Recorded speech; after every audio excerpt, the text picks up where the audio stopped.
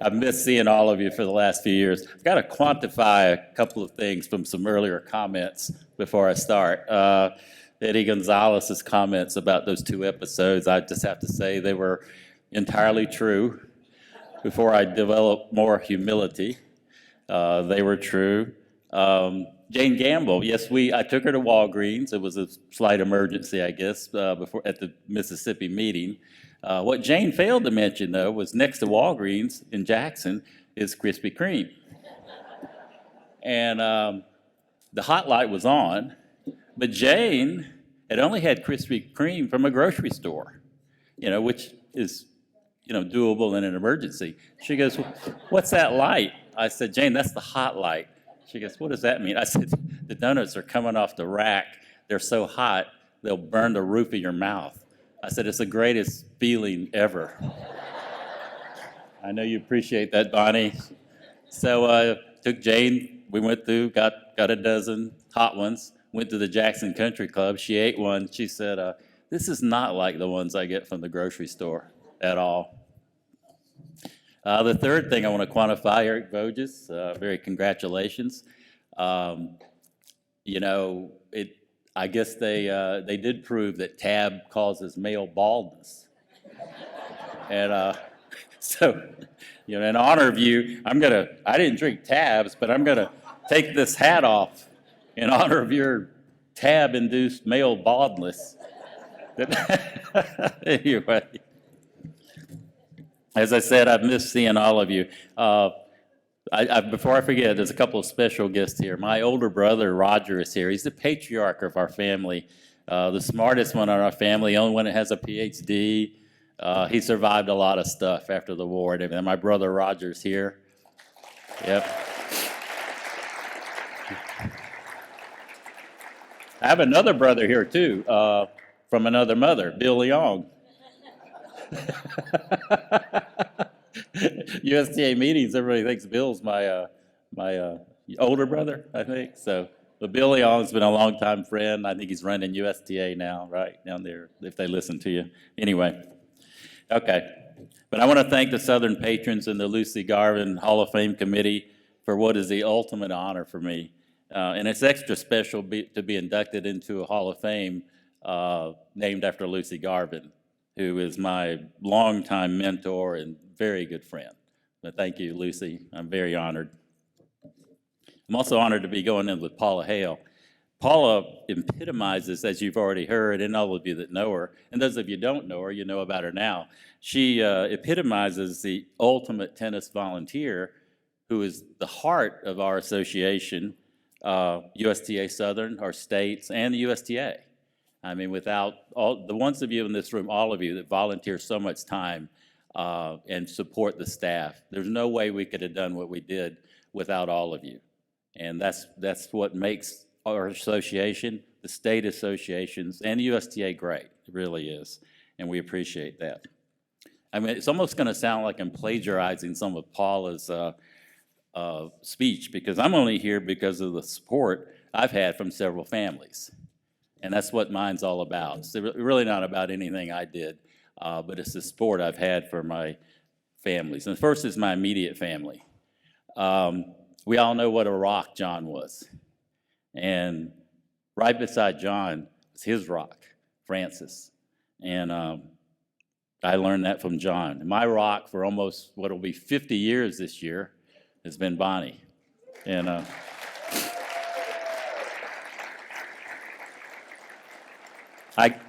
I guess you'll say 50, I guess you'll count 50 years. You know, when you're married young, some of those early years aren't so great. So I'm not sure she's counting all of those early ones, but hopefully she is.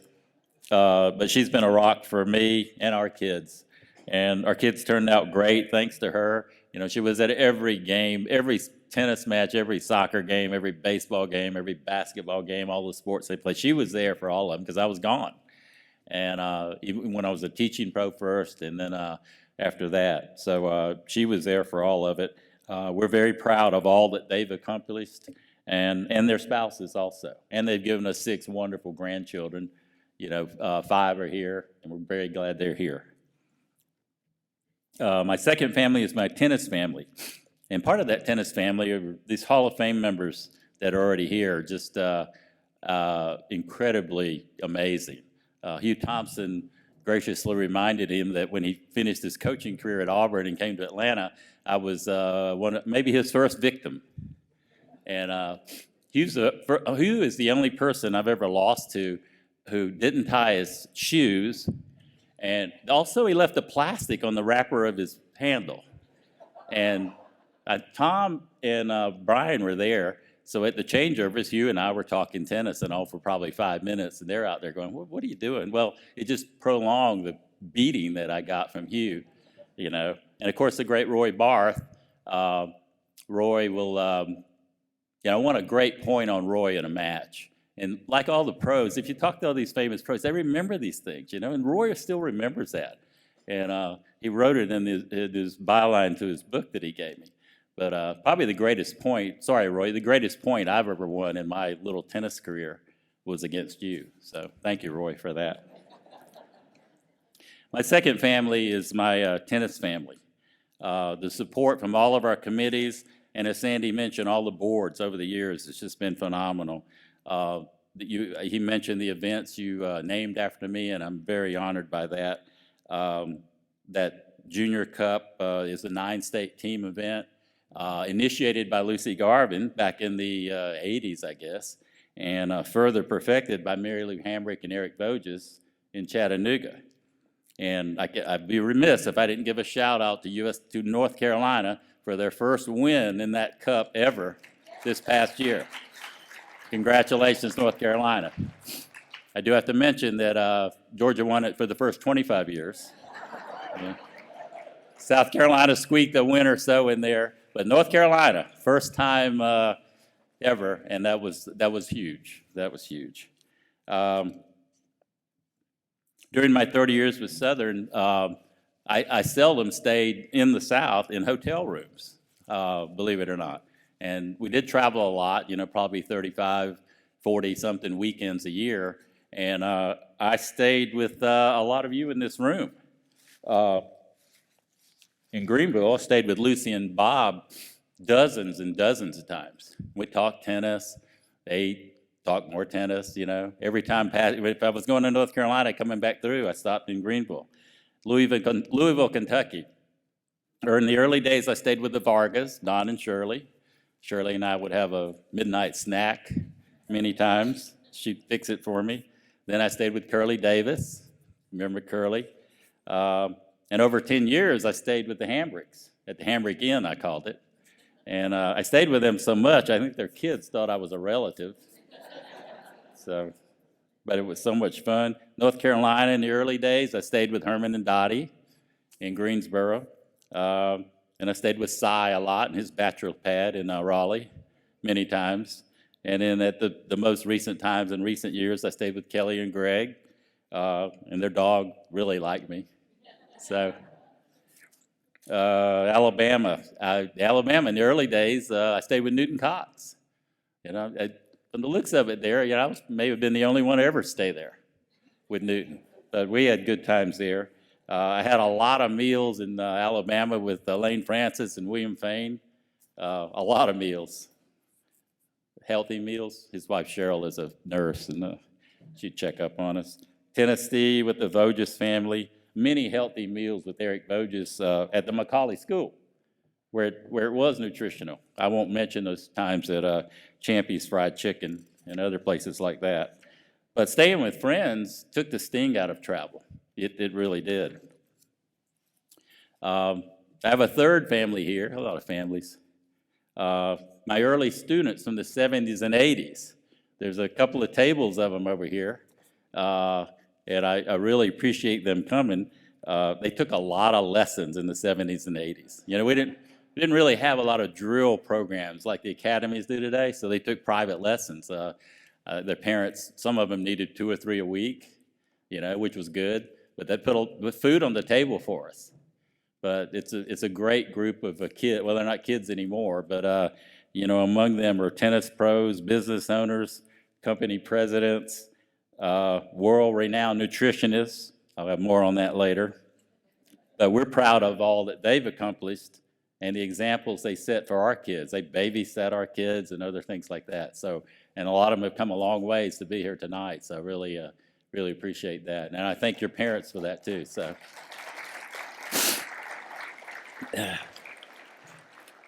Lastly, my staff family, Southern and State. I had a job, and this is true, and I've said it before, I had a job where I never dreaded going to work one single day. Not a day. Even when some of those parents, as Sandy mentioned, I knew that there were phone calls coming, but, I guess early on, Bonnie loves this show, Ted Lasso. Some of you have seen it, So I guess early on, I had that goldfish mentality, 20 seconds later, I didn't remember what happened 20 seconds before. Rex Maynard, who's a great friend, called me one day and said, hey, do you remember talking to Mr. So-and-so last week? And I said, oh, yeah. I was in a tournament in North Carolina. I said, yeah, he was a little upset about his daughter not getting into a camp. And Rex said, a little upset? He goes, do you remember what he said to you? I went, I really don't, Rex. It was more than a day ago.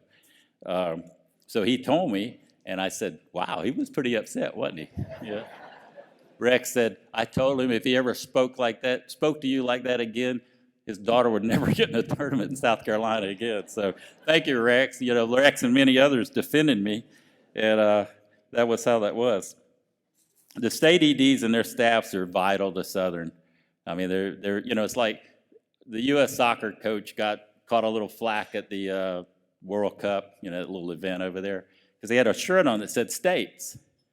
And somebody, people take issue with everything these days, but that's what Southern is. I mean, we're made up of the 9 states, and they work together, and that's how it is. Sheila Evans was an early mentor and great friend. And those EDs, when I first started in 1990, like Paula did with John, they took me on a week-long tour of their states, every one of them. Shirley Varga, Mary Milam, Suzanne Cantrell in Tennessee, Ann Brady, Sally Fink, always stayed with the Finks. Leslie Pfeiffer, stayed with Leslie and Jim. Well, I stayed with Leslie and her previous 2 husbands also. But, yeah. No, I really did. Elaine Francis. Elaine was tremendous. They all took me under their wing early on. Today, the great state ED tradition continues with Jerry, Deanna, Jason, Bill, Russell, Jen, Michael, and my 2 longtime mentors and friends, Kelly and Darren Potke. They've been friends for a long time, mentors to me. And state staff like William Fain are tremendous junior advocates and hamburger connoisseurs. The Southern staff, past and present, as Sandy said, is without peer.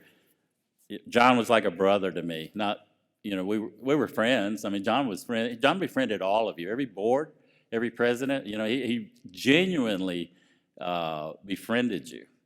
And I believe together, that's why you've all been so successful.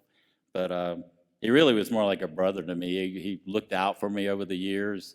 Even when I went to USTA, with his blessing, I told him what I was trying to do, and he knew. I know he knew in the back of his mind, you're not going to succeed. But he didn't say that, And I didn't succeed with my main goal down there, which was to overhaul collegiate tennis, and it just wasn't going to happen. The cards weren't right.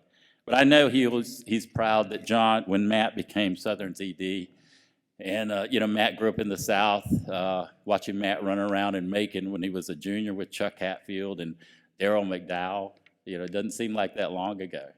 But Matt, we know Matt's going to do a great job. And of course, I would have been lost without Mary, Sandy, and Maria. Sandy did have a mention of those 2 years I spent at USTA. He said rehab. Mary called it vacation, a little softer. Either way, they were, said, you left us, but I came back, or they took me back. So. And my longtime friend Maria Sarcone had not agreed to take my place, you might still be stuck with me. But she did, and that was great. Maria, along with Darren Potke, Andrew Calvert Sanders from Midwest, Maria is the best junior comp and player development staff person in the country, without peer.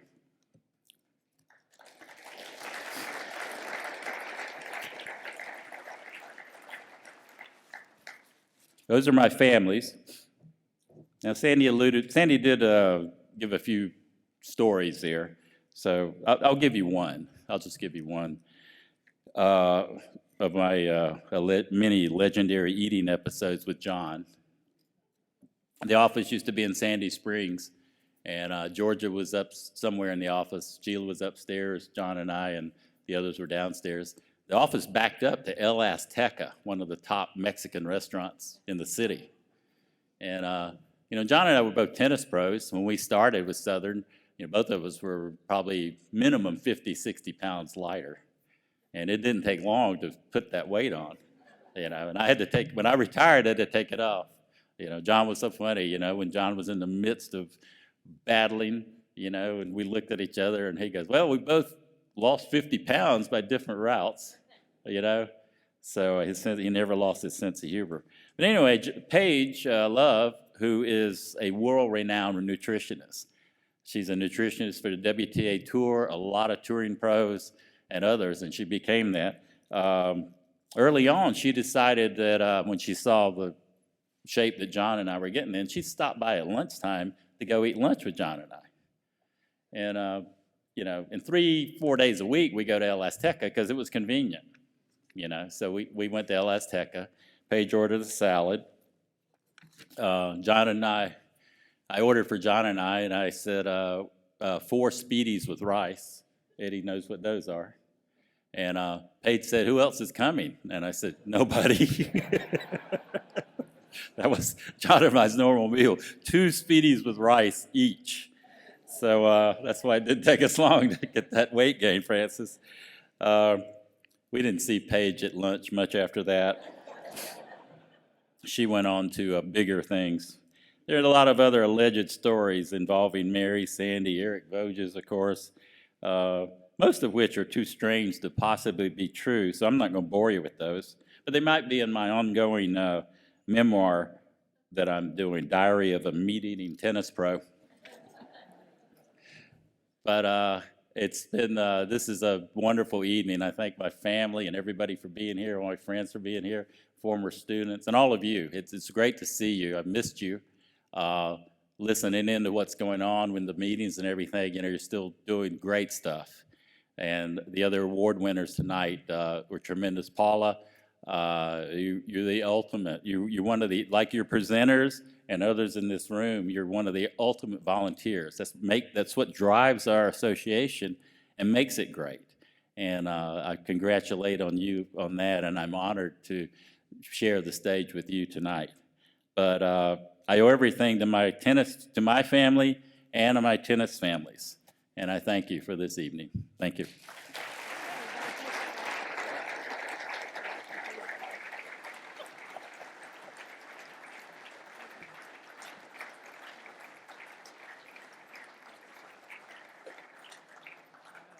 Oh, there we go. Yeah. Get rid of that one. That's good.